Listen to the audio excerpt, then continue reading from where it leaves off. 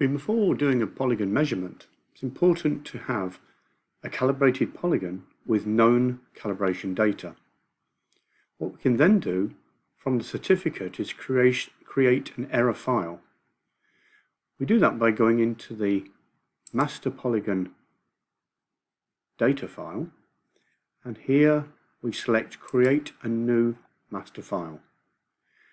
We tell it how many faces it is, in this case 12. We tell it the direction of calibration, and of course the date.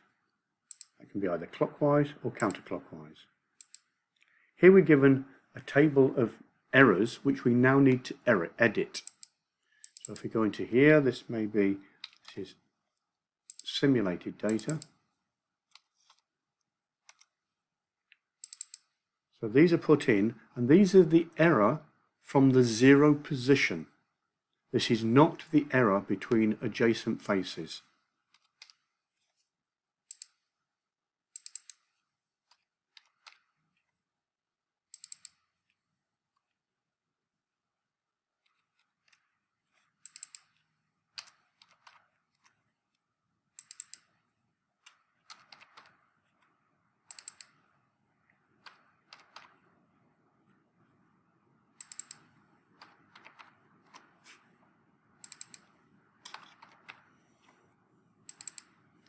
Under normal circumstances, these errors are not normally very large.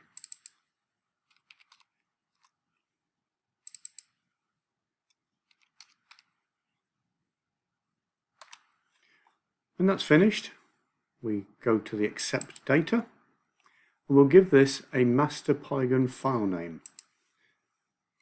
I'll call this example 12-sided polygon. That will automatically have a suffix of .master, so that when you see it, you understand that it is master data file. That's now been saved.